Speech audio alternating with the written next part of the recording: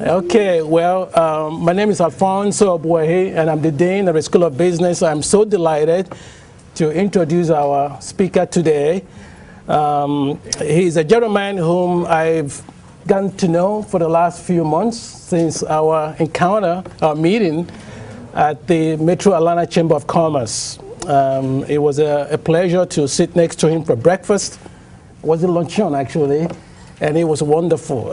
But Kevin Greiner is president and CEO of Gas South, which is Georgia's fastest growing natural gas provider for 2 consecutive years.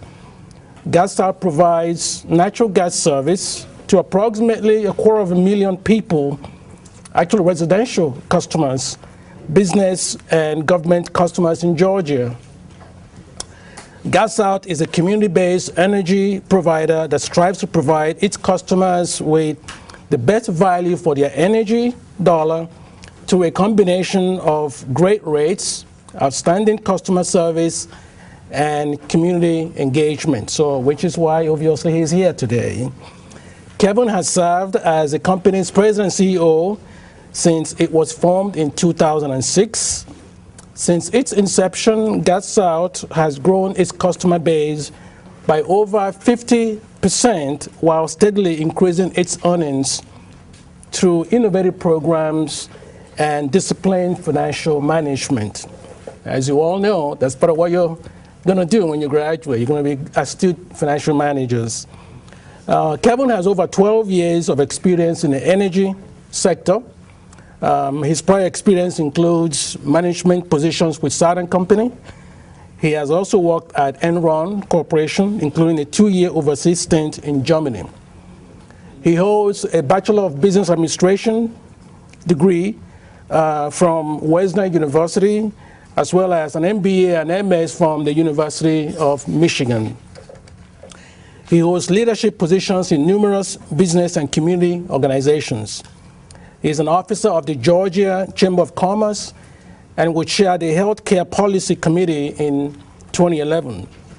He also serves on the boards of the Metro Atlanta Chamber of Commerce, the DeKalb County Chamber of Commerce, the Atlanta Convention and Visitors Bureau, and Creditability.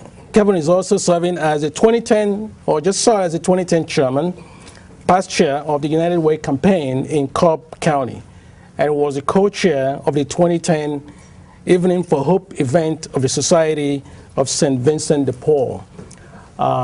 Kevin is married. He and his wife have 2 children, and they presently reside in Decatur, Georgia. So it's a pleasure to introduce our speaker today for the Jim Wu Speaker Series, Kevin Greiner.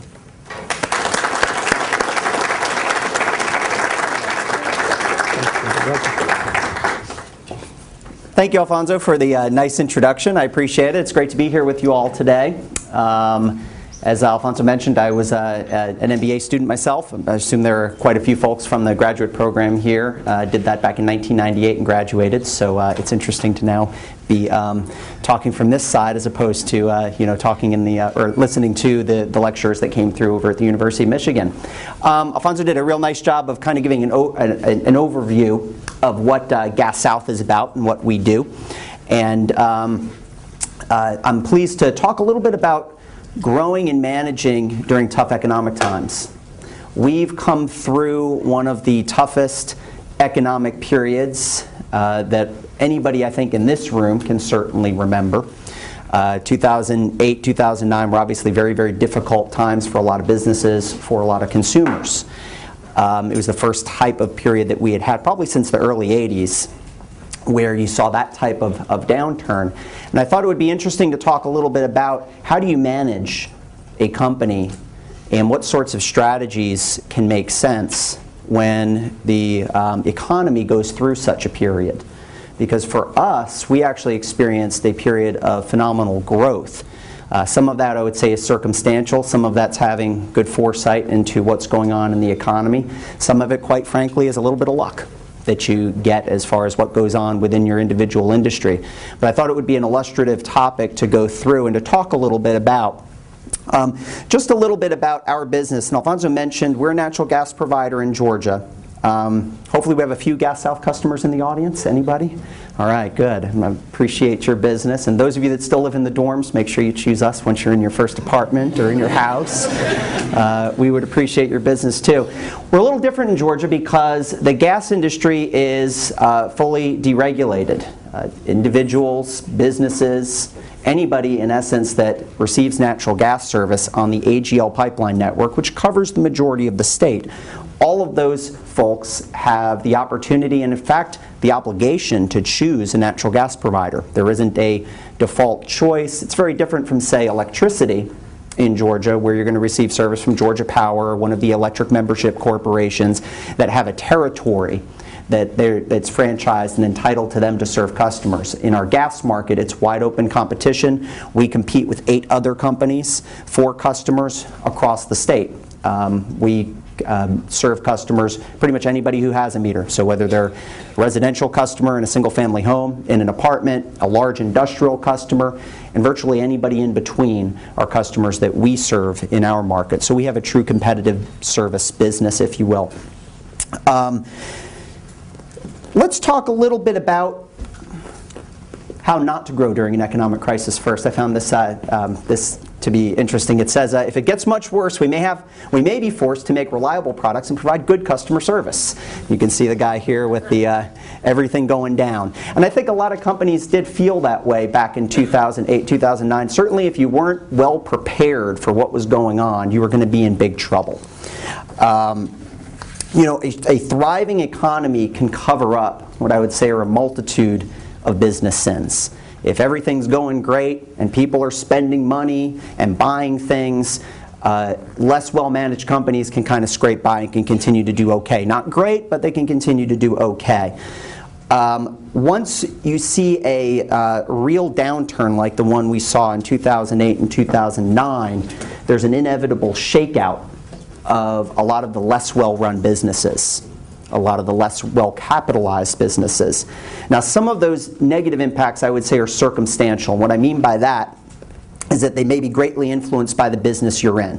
So, for example, there are industries that are much more prone to a downturn than others. Take the business of selling cars, okay, which took it really on the nose. And no matter how good you were in terms of running a dealership, people just weren't buying cars. They were deferring the purchase of cars. They were, delaying that. They were continuing to make do with what they had.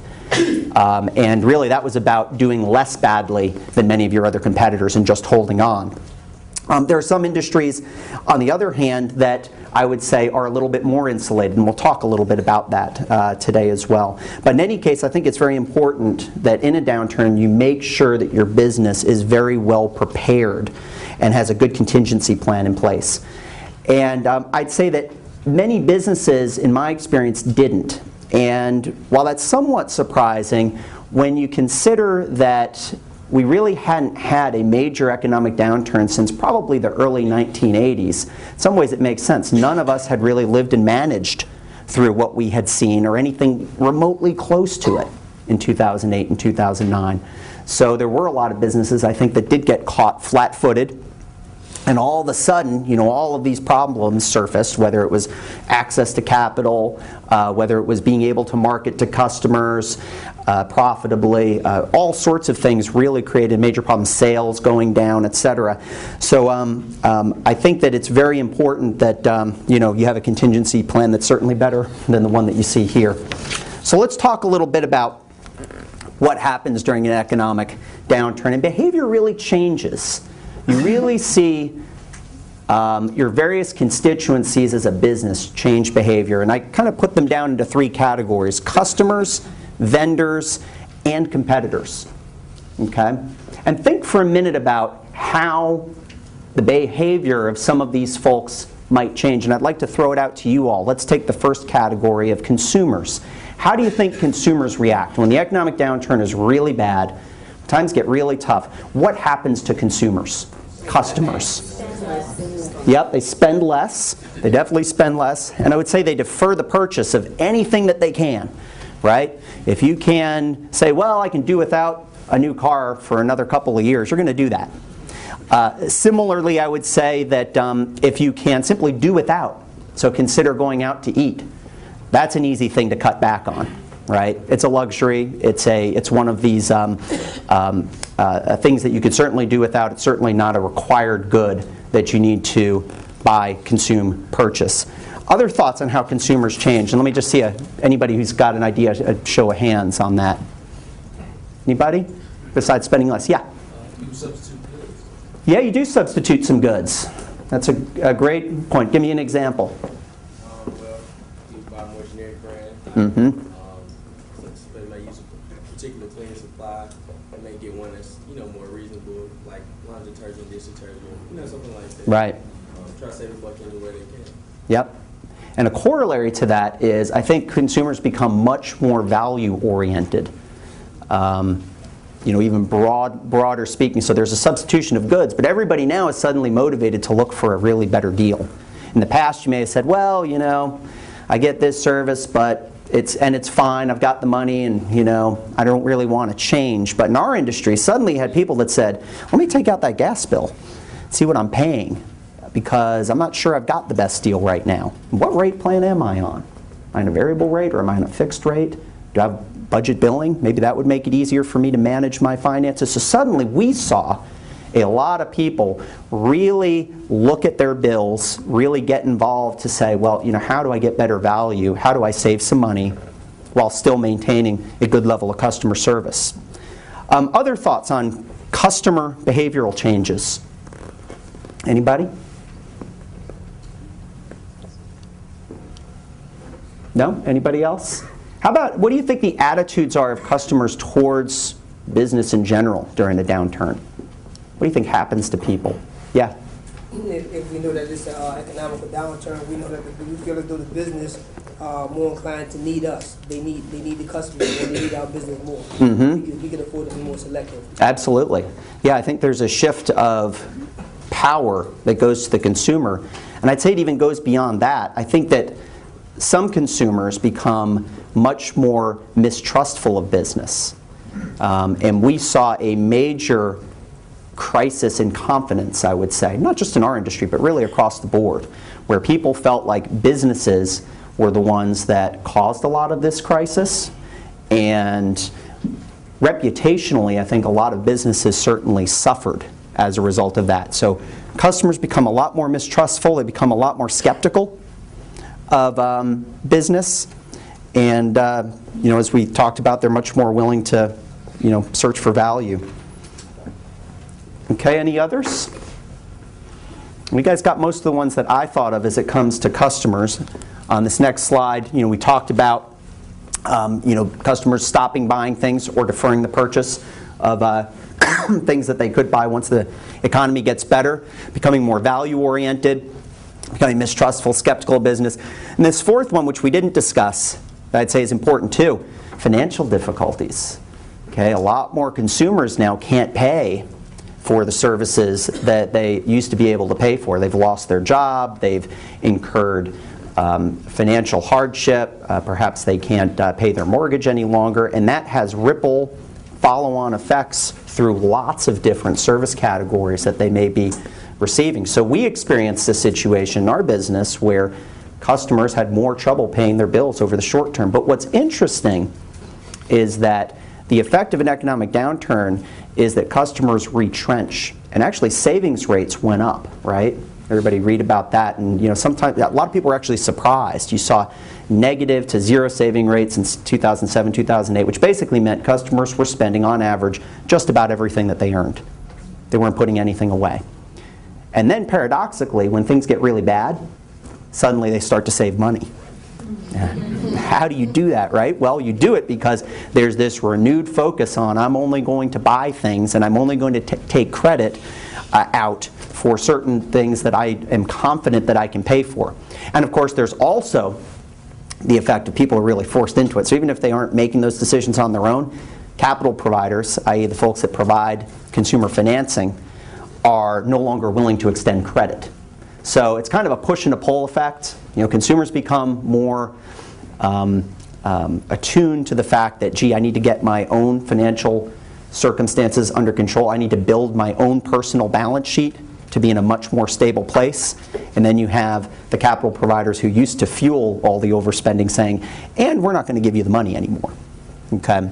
And so we found that that deleveraging effect actually has improved the credit quality, and we actually saw our bad debt rates and our default rates really across all the segments of our business improve after the worst of what happened in 2008, because people actually became more able to pay their natural gas bill, which I would offer as an essential service as opposed to lots of other things that people may have been spending money on in the past.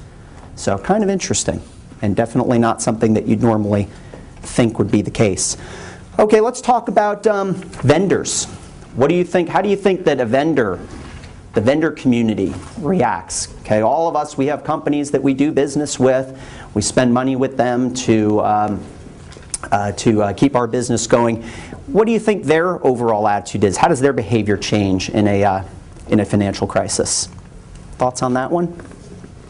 Yeah. You see the ultimate salesman, they're trying whatever they can do to get you to buy their product. Yep, great point.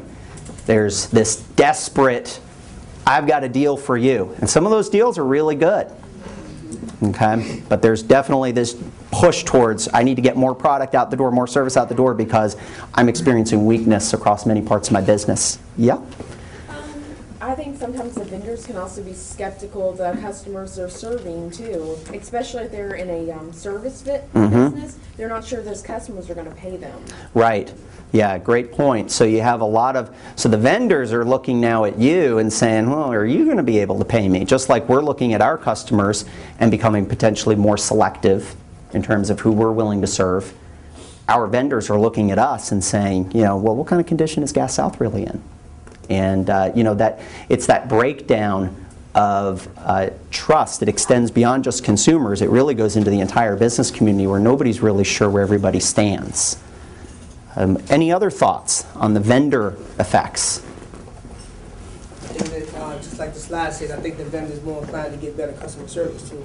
Yeah, I think that's right. They up their game, and they're very intent on doing a really good job for each of the customers that they continue to have, because getting new customers has become so much more difficult. So it's so important to keep the ones that you've got. Kevin, I would imagine you would see vendors clearing up their accounts receivables, trying to get them backlogged and getting current. So if you're floating 120 days, you start calling up and starting to get them Absolutely faster.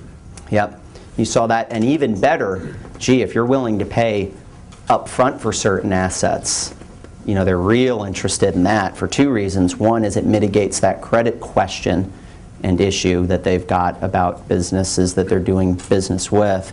And then also, they're able to show, I just got this long-term contract, this long-term commitment to buy from us. So that creates some interesting opportunities, right, for a business like ours. So to the point of the gentleman over in the red tie, they're desperate to generate sales, so great value is available. And if you can make purchase commitments, you can really get good deals. And then I would note, however, that capital providers really tighten their credit. And capital providers, of course, can be vendors, traditional vendors of products and services, but also your banks, okay, or whoever is giving you the money to finance your operations. And they'll really tighten credit, much more carefully scrutinize, well, who do I have financing extended to? Who can I trust will ultimately pay me? And the interesting thing is, when you think about financing, most people think of it as, okay, I go to a bank or I go to some other financial services company, they give me money and I give them a promise basically to pay them later. The reality is that just about every business extends some amount of credit to customers. We extend credit to our customers, in essence. It's in the form of molecules of natural gas. But we're extending credit. We're delivering them those molecules, and then we're trusting them to pay us later. And the same thing happens for, say, a electric company.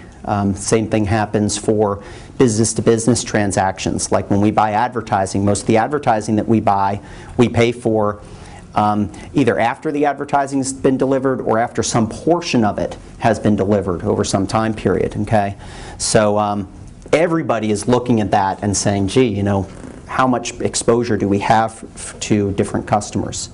So all very important vendor effects. Okay, let's talk a little bit about the competitor effects. How do you think competitors react in different types of industries. Yep. They're going to start giving out better deals or try to, I guess, undercut their competitors? Definitely in some cases. What cases in particular do you think? Like what type of industry structure, what sorts of dynamics would you expect that to definitely occur? Well, it may be in service-related industries where, one company is offering their service for a certain price, and their competitor may try to offer, some value-added services or, even undercut their price. Mm-hmm. So, yeah.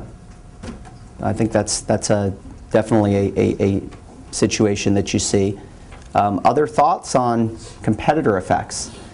Yeah. I know in my case, in many cases, a competitor to my source, they will match consumer exposure, in other words, commercials.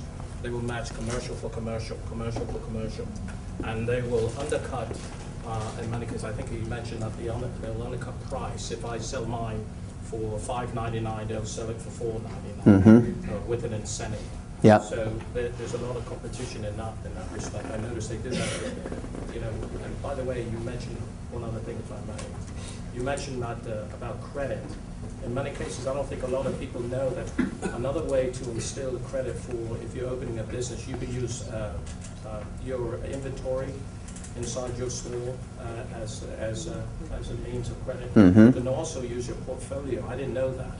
You can use the business portfolio that you're presenting to the bank in terms of projections as a credit avenue for building those stores as well. Yep, absolutely.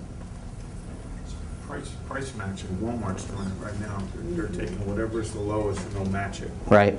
So and they don't want to lose the customer. If the Right. customer's there, they're going to do anything they can to keep them. Yep, absolutely. So we're talking a lot about situations where competition actually intensifies, prices go down. Do you think there are industries where that might not be the case? Any thoughts on that? Because I'm not sure if that's a uniform thing that happens during a downturn. Yeah, there's some others where it might not actually be the case. I think the biggest place where you see the price competition is when the industry has high fixed costs and plunging demand. Okay, if you have those characteristics, yes, absolutely, there's going to be some serious price competition. So take the example of retailers. Okay, they've got high fixed costs. They have these big facilities, stores, warehouses, trucks, etc. Okay, and they need to continue to generate revenue, even if those margins are lower now. On a gross margin basis, they still need to generate revenue to be able to cover all of those fixed costs. And that would especially be the case, say, for an auto dealer, where not only do they have high fixed costs, but they also are seeing plunging demand because people just aren't buying much of their product anymore.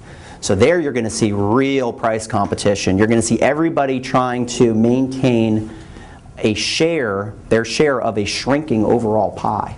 Okay? Then there are other industries where perhaps they don't have such high fixed costs and the plunging demand isn't really there. What industries might you think of there? Yeah, like natural gas or electricity, where, for us, we have high fixed costs, but we're nowhere near the range of, say, a Walmart, which has so many assets to maintain and operate.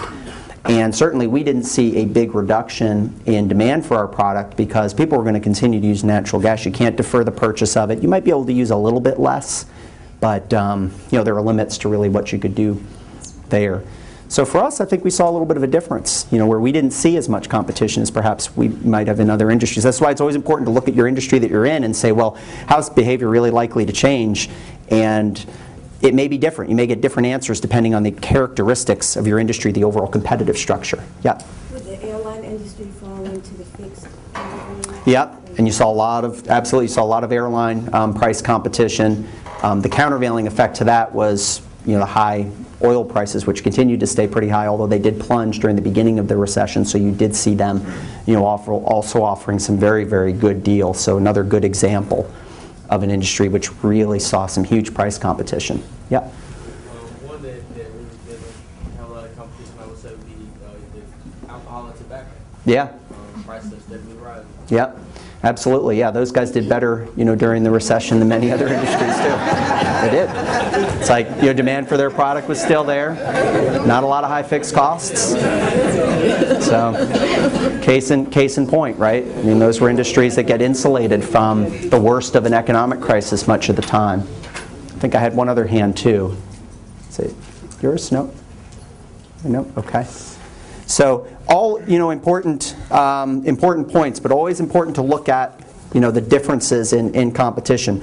Any other thoughts as far as competitors? How else might competitors react besides cutting prices, or in some industries actually seeing prices moderate and even go up in some cases?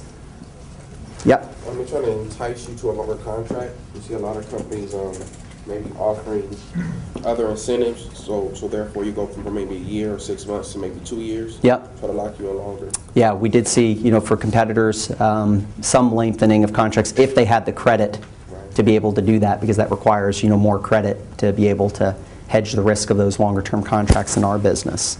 But there were certainly companies that looked to do that, and that creates competitive effects where, now you need to do the same thing or potentially lose a customer. Other thoughts on competitors? Well, a lot of competitors now disappearing. Yeah, great point, right? There's consolidation that occurs, right?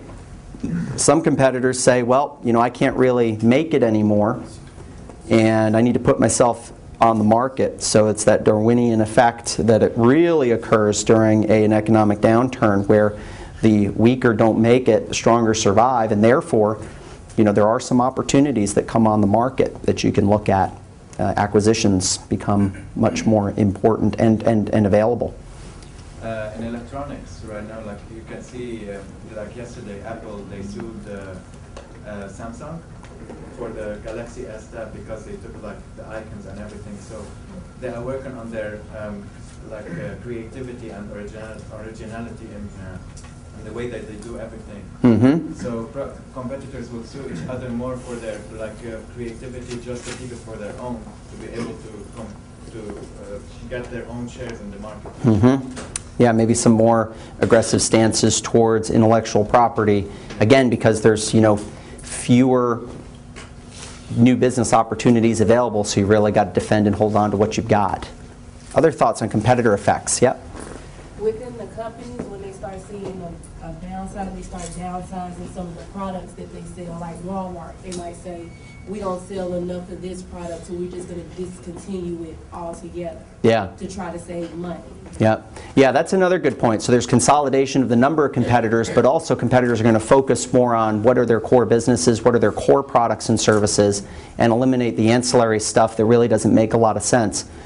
We certainly did a fair amount of that. We decided, what's really important for us to focus on, because during certain times you have the luxury of experimenting with a lot of things and doing, trying a lot of new stuff. In a downturn, you may be better suited to say, hey, let's focus on a couple of the highest potential opportunities, put all of our energy, money, focus into those, and some of these other things will wait for better days when we can start to introduce some new things. So I think that's a good point. You see a real rationalization of whatever portfolio of services or products that your company offers. Yeah. I think a lot of competitors prepared package deals with others so that the more services they could sell to one customer, Mm-hmm. like AT&T or DirecTV or your cell phone, and they're all one package now. And that way they have this customer not just in one service. They've tied them up in more than one. Mm-hmm. Yeah, and I think that you've seen a lot of that bundling of services. It's interesting to think, does higher level of, or does an economic downturn encourage more bundling or less bundling? I'm not sure. Whether it's something that they're particularly focused on, but certainly if that's part of that core strategy of a company, they're probably going to put more effort into it. And to the prior point of saying, let's not get into a bunch of new businesses, a lot of new products. Let's focus on what we're good at. And if bundling is your core strategy, you're going to probably focus like a laser on it. Someone may have already said it, but like looking into new markets, because you said there's always going to be a need for the gas market. So looking into cleaner gas and other ways that the market may turn, you know, the Going Green effort and things like that, how they can utilize it early, because if they begin to utilize it early efficiently, the first person who gets to that point is the one who's going to become the leader. So getting to that green effect, that energy effect, that wind, solar panels, and to that point, and even though it's still gas, just being able to grasp that, you'll be able to still make some connection, because you'll be gas south with wind and gas south with solar. Right. Yeah, and I think the key there is, you know, during the downturn, do you have the capital and the ability to focus on all of that, you know, other new development activity? Certainly some of it may be fueled by incentives and government activity, and I think we saw a lot of that during the downturn with the stimulus plan. There was a lot of money that was tossed into new things, but the reason they were tossing that money in there was because they really believed that companies probably weren't going to be able to make some of those investments during a downturn because they were more long range, they were more speculative, they were more uncertain in nature. So sometimes the government will actually step in and say, hey, you know, we need to give help here, because otherwise a lot of things that could otherwise happen won't during that downturn. Yep. You could target the market, like for Apple, for example, they appeal to more of the younger generation with the iPad and the Wii, and well, not the Wii, that's for the Nintendo, but just for the iPhone and all that like that. Yep. All right, so let's look here. So we talked a little bit about this. The level of competition can be a mixed bag. We talked about plunging demand, high fixed costs. Absolutely, prices are going to go down. Competition is going to intensify. In certain industries, more stable demand. We talked about utilities. Maybe not. Maybe the competition will actually decrease. Why? Well, certain weaker competitors retrench. Maybe they don't have the capital to run their operations anymore. They can't really make it. You see that across all industries, of course, but you know, in one with more stable demand, if some of the weaker competitors retrench and focus on cash flow rather than growing market share, that leaves opportunities for those companies that have more capability to grow their operations, because they have better access to capital, because they have better programs and a better brand name. We talked about M&A activity, merger and acquisition activity, divestitures. Weaker competitors may be forced to put themselves on the market. Certainly that's you know, an important characteristic, and I think if you're operating a business in a downturn, you've got to be out there looking for those opportunities. They're going to be out there. There are going to be some good ones. There are going to be some bad ones. But you need to definitely be active in the M&A space. And the other thing, just generally speaking, we kind of alluded to this and talked about it in numerous situations. You know, competitors experiencing financial difficulties can really create some chaos. They can do some fairly irrational things, or at least things that you would deem to be irrational for the long term. Offering prices or terms of service that are overly attractive, taking on risks in how they do business because they're desperate to hold on to what they've got. And so you see situations where, because there's so much more leverage that buyers have vis-a-vis the people who are selling, like we talked about, if you're competing in one of those markets, you're seeing situations where some of your competitors are doing stuff that you're going, gosh, you know, when's this going to end? What are they doing? You know, how would they sign up and offer that price for that service with those contract terms? So you end up seeing situations that create a lot of chaos for you as an operator of your own business, and you've really got to be careful, because you can make some commitments, you can enter into some contracts which you could really lead to long-term damage to your business. So you can't just follow your competitors down that slippery slope. You need to hold the line where it makes sense to do so. Okay, let's talk about a little bit about, okay, so taking all of that, so what did we do, some of the things that Gas South did to try to be successful in such an environment. One of the things that we did is we entered into marketing alliances with trusted organizations who desired new sources of revenue. This was an interesting opportunity for us. You know, economic crisis makes non-traditional marketing alliances more viable. What do I mean by that? Well, companies that perhaps wouldn't have joined together, or organizations that wouldn't have necessarily seen this as something that they would typically do, and joining together with a natural gas company, say, you know, maybe this is something we ought to look at.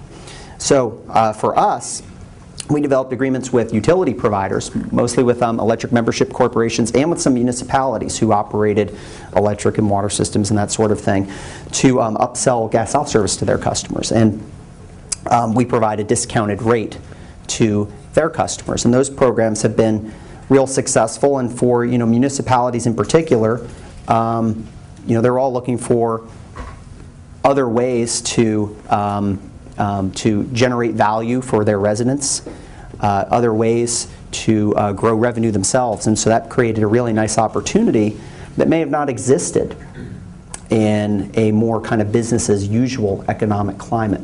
Does that make sense? Second thing that we did is we introduced quite a few new programs. So here's where, again, you try to innovate, you try to figure out, hey, what sort of niches are developing in the market that we can take advantage of on the basis of what's happening in the economy. So let me provide two examples. The first one is our pay-as-you-go program. And that program enabled us to serve thousands of customers that we used to turn away for credit reasons. Okay, and what the pay-as-you-go program is we charge the customer in advance for the charges that we expect them to occur over a 30-day period. Okay, instead of always billing people after the gas is used and then giving them all this extra time to pay, right, before you can actually manage the delinquency process, we were able to, in essence, pre-bill the customer for gas. And of course, prepaid plans and things like that have been pretty customary in a number of different industries, telecoms and other places, but really hadn't been in our industry. And this program, Pay-As-You-Go, was the first of its kind, and it enabled us to take advantage of or to be able to serve customers that we weren't able to serve in the past. It's interesting because you might think, well, gee, you're introducing a program for people who are more credit challenged just at the time when the wheels are coming off the economy, right? So it's a little bit of a contrarian play. We introduced this in 2008. Just as the economy was having problems. But per my earlier comments, what we actually found was that because savings rates were going up, because people's credit quality was actually improving from the point of 2007 and 2008, that it paradoxically was actually improving as the worst of the economic recession took hold, the timing was actually really good for a program like this. So the need was there, but also people's ability to actually pay their bills marginally improved. So it ended up being a really, really good introduction at the right time, met a societal need, but also we were able to run it profitably.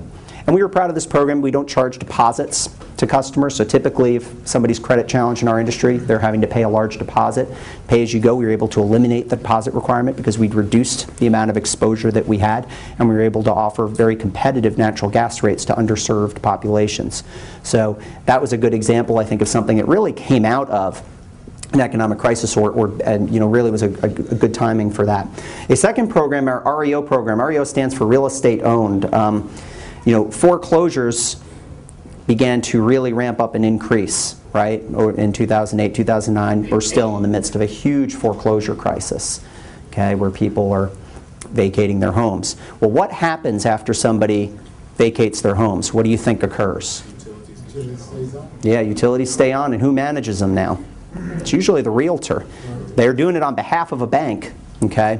But they need to keep the utilities on, they need to continue to manage it. So we developed a program where we work with realtors or other asset managers to manage that service. And they can have an account manager who adds and deletes properties as they come into their portfolios or are sold to the ultimate buyer. And then obviously we're trying to retain that service once the new owner moves into that home. So clearly a program that it was the right time for it, obviously, because you had a huge demand for a service like this, and we were able to fulfill an important market need. So a couple of examples of new programs that we really focused on to meet that new need. And then thirdly, we increased our advertising investments. Just as others were pulling back. We talked a little bit about how you can get some really good deals if you're willing to make some commitments, and we made some. We became a sponsor of the Braves in early 2009. People go down to Turner Field sometime, probably see the Gas South sign, shoots off the fireworks, right? That was something that we did in early 2009 when there weren't a lot of buyers of those sorts of advertising assets.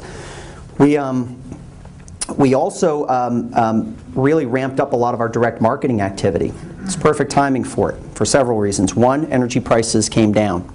Okay, so overall gas rates were going down in the market. Two, you had customers more focused on value. They were looking at their bills, they were looking at their rates, they were trying to figure out, gee, am I getting a good deal? So for us, it made very good economic sense for us to really ramp up that direct marketing activity during the worst of the economic crisis, and we certainly did that. We spent more basically trying to acquire customers. Fortunately, that investment paid off in the form of the growth that we saw over that time period. We also really shifted some of the messaging of our advertising to things that focused more on value, trust, commitment to community. All things that we'd always been doing as Gas South and had always been a big part of our overall business strategy, but we decided now is really the time where we need to do a better job of communicating that, because that's a message. That set of messages really resonates well at a time when there's a lot of insecurity, a lot of worry, a lot of concern, and so we were able to, I think, utilize some of that messaging more effectively during the downturn. A few other things on the strategic moves. One thing we did is we did ramp up our community outreach and charitable support in a couple of ways. You know, we really had a chance to become a cornerstone member of a lot of business associations, chambers of commerce, industry associations like the Georgia Restaurant Association, who we work with. And we increased our investment in those just as a lot of other companies were pulling back. And that allowed us to really have that cornerstone position. Second area of community outreach, I would say, would be the nonprofits. We enhanced relationships with a lot of nonprofits who are helping consumers through these difficult times. First, it was the right thing to do. Okay, when you go through an economic time like the one we saw in 2008 and 2009, and really continuing all the way until now, you have a huge increased demand for services that organizations like the United Way, Salvation Army, Credibility, Atlanta Community Food Bank, Society of St. Vincent de Paul, and they've all become partners with us in helping customers to manage their energy costs. They've been big partners with us in introducing our pay-as-you-go program to clientele who could most benefit from it, their clientele. So we were able to really position ourselves as a preferred business partner at a time when it was very important to do so from both a community perspective and from a business perspective. Another thing we did is we amended and extended a credit agreement just before the downturn occurred. Good timing, obviously helped us to have better liquidity and a much lower cost of capital than some of our peers, some of our competitors. We selectively pursued acquisitions. Okay, we completed one relatively small acquisition. We turned down several. Just because there are a lot of companies that put themselves on the market and are looking to sell their customer base doesn't mean that you should jump right in and take those deals, right?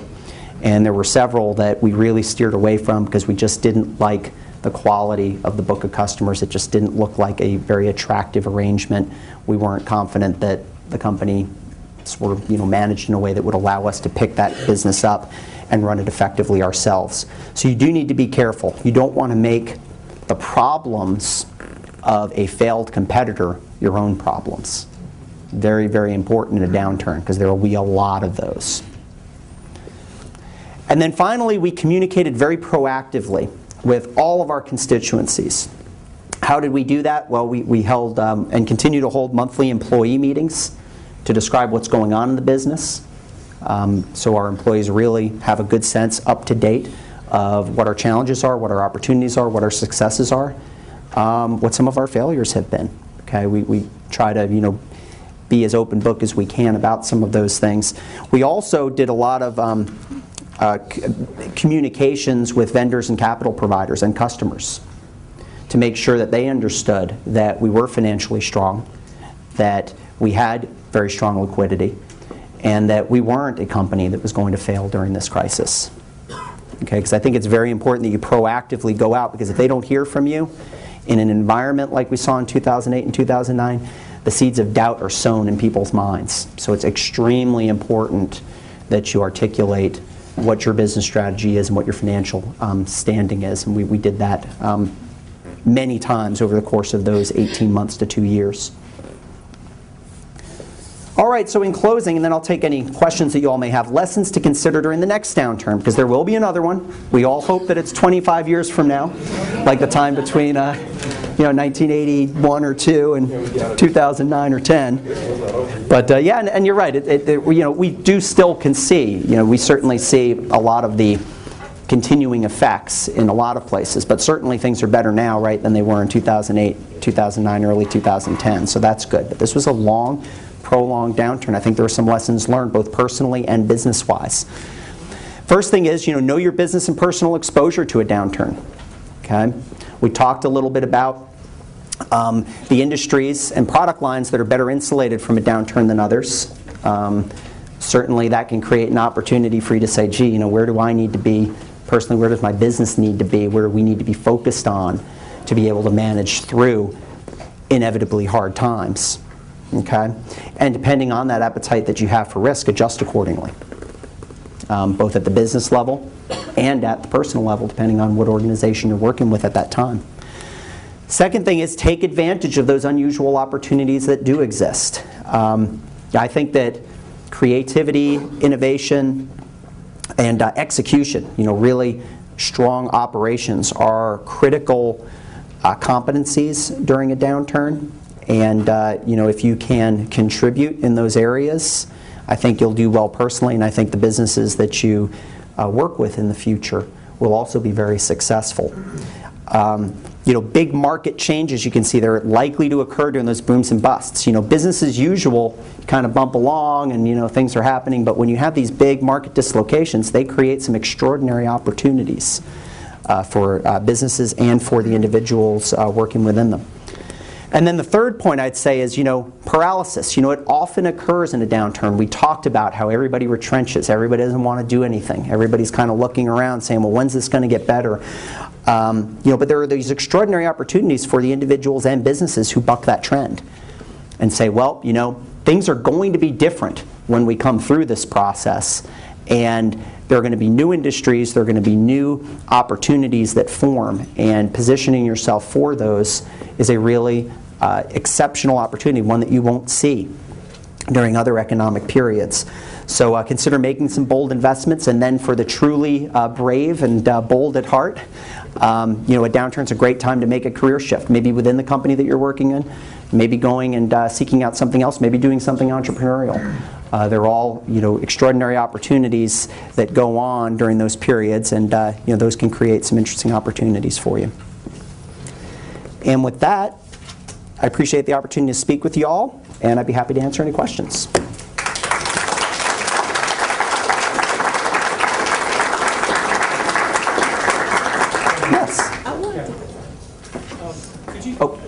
I'm sorry, I was going to take this one here, and I'll come. Yep, go ahead. How did you deal with your employees during the first part of the downturn? Were they a little anxious about their jobs? They were anxious. Fortunately, I think the communications that we had to show that the business was actually doing really well, that we grew our business in terms of customers by about 50% over that 18 months where it was the absolute worst. That goes a long way towards making people feel pretty good about things, that they're working with a winning team, basically. And we also are able to show them financially how are we doing every month. And so they could see that, not only was the customer base growing, but the earnings were growing also. Not quite as, and actually at an even faster rate than the customer growth. So you take those two things combined, and, we didn't have any layoffs. We didn't have any, in fact, we were hiring people during the downturn. And so that, I think, went a long ways towards making people feel pretty good about where they were. And we haven't had very much. I think that our commitment to employees is then returned in employee commitment to the company. We've had nobody leave the company over the last couple of years, nobody, for reasons other than going back to school for their MBA, which is a very worthwhile thing to do for those of you in the audience here. That's cool, you can do that. And then and some that went on maternity leave or moved out of town, so we weren't losing employees to opportunities that they perceived to be better elsewhere. So I thought that was really good. Surely you had employees that families there. that had lost jobs, which Yeah. put a lot of stress on them. We did. There are certainly, employees whose spouses lost their positions, and I think that, we do what we can to make them feel comfortable that Gas South has continued to be a good place to work. We can't solve all of those issues, of course. I don't think it's the position of a company to do so, but at the same time, I think, we provided a certain level of comfort that our business was thriving, was doing well, and as long as the individuals working within the company were doing well, they could continue to thrive at the company. Good question, yeah? Yes, sir. Thank you also for coming and giving us your time. Sure, my pleasure. Could you give us an idea of what some of those red flags were for the two companies that you did not acquire? There are things like, that's a good question. I mean, it's things like, and I don't think this is unique at all to our industry, but it's things like you ask for information on the customer base, and the information that you get back is very spotty and doesn't give you a great deal of comfort that they really knew what they had or didn't have. So you'd see things like that. I think that's always a really good red flag when you kind of go through your due diligence questions, right? And you're going to have those in any acquisition. You're going to have a very detailed list of all the things that you want to see. And if you get a lot of answers of, we don't have that information, or that's going to take us a while to get it back to you, those are red flags. Because it says either, they don't know, they don't want to tell you, or they're just not, they don't have it. They don't have the information. And that means you're not going to have it if you acquire the company. So that's a real red flag, I would say. Other questions? Yes? Yeah, We'll come to Richard, you next. I've often wondered, and this is a product differentiation question, but it starts with the delivery system for your product. The infrastructure's in place, and so on and so forth. So you buy it at a price and sell it at another price. So how does that work? How do you determine the charges to deliver your product? And then part two of that would be, what makes your gas better than your other, I think you said 8 competitors in the market? Other than just price. Obviously, there must be something that you folks do that's important in your business. Right. Based on a fixed delivery system, except that if you, do you deliver propane as well? No, we don't. We don't. So just Sure. Let me kind of describe kind of where we stand in the value chain then. So what our role as marketers in Georgia is that we actually go out and we buy natural gas from the wholesale market. We arrange for it to be transported to Georgia, and we're the ones then that are marketing, selling, pricing it, and providing all of the customer service associated with that natural gas service to customers. So that's our overall role in the market. What the utility, Atlanta Gas Light, AGL, does in our market is they maintain all the infrastructure. So we're all using their pipes, and they're doing the actual service orders at the customer sites. So they're the ones turning on the gas, lighting the pilot lights, and turning off the gas when a customer leaves a premise. And they're also doing the reading of the meters. So they're doing what you could deem to be the monopoly functions in our market. It wouldn't be efficient for everybody to be doing those activities when the AGL guy can turn on gas service at this house, and this house in the same neighborhood. They're going to be served by the different marketers. If we each had our own crews doing that, you could see how that would end up being pretty inefficient. So that's our kind of role in the value chain as marketers. Now, how do you differentiate? We can't differentiate on the basis of the actual product itself, right? Natural gas is natural gas. It's going to perform the same. We're all putting natural gas in at certain points. It's all coming out at other points. Everybody's natural gas is commingled with everybody else's, right? So there's no differentiation whatsoever on that side. Where the differentiation comes in place is pricing plans. What sort of pricing you offer in terms of variable rates, in terms of fixed rate structures, how you target those plans to different customer bases, what combination of price and customer service fees you're offering to different types of customers. So pay-as-you-go is a good example. That was a differentiated plan. Nobody else had one that was really designed for credit challenged, more underserved populations. So that's an example of rate plan innovation. It's the same gas, but it's a very different way to pay for it. And then also convenience, I would say, is another thing. How do you sign up? Can you sign up online very easily? Can you sign up through partners like EMCs when you're establishing electric service, and the gas is just an additional service that you can receive, and when people are busy and moving, you know, that's a real value, especially when you're offering them some kind of discount or deal as part of that process, which we do as well, creating in essence a win-win for the partner as well as its customers. So that's another example. And then customer service in general. You know, how well trained are your customer service reps? When an issue comes up, how do you handle it?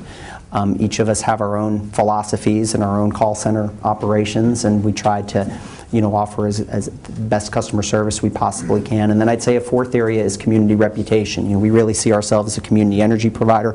All of our employees live and work in Georgia.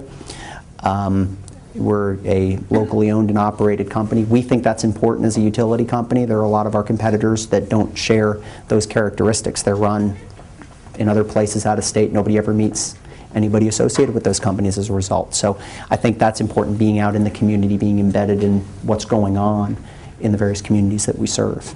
Okay, well, I think that will probably be as much as we have time. How about a round for Kevin?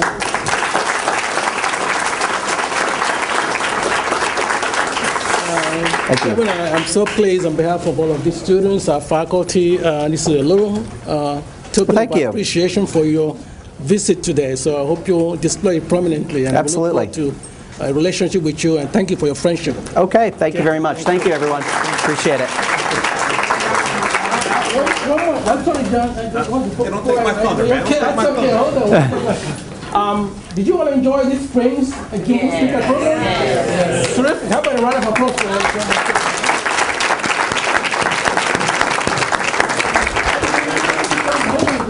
Edwin, why don't you come up, and you all know Edwin, one of your classmates, and Edwin has something special for John. Go ahead, Edwin. We have had a great speaker series this semester. If you don't know, the person who is largely responsible, if not totally responsible, for pulling that together for the dean in the School of Business. Oh, just a little bit, you know? Just a little bit. Please join me in congratulating Professor John Mastrotoni.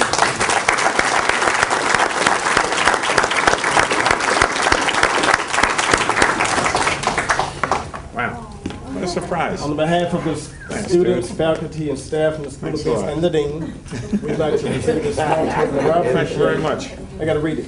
Oh, yeah, okay. For your dedication, commitment, and professionalism to the School of Business, Spring 2011. Well, thanks Thank you. I appreciate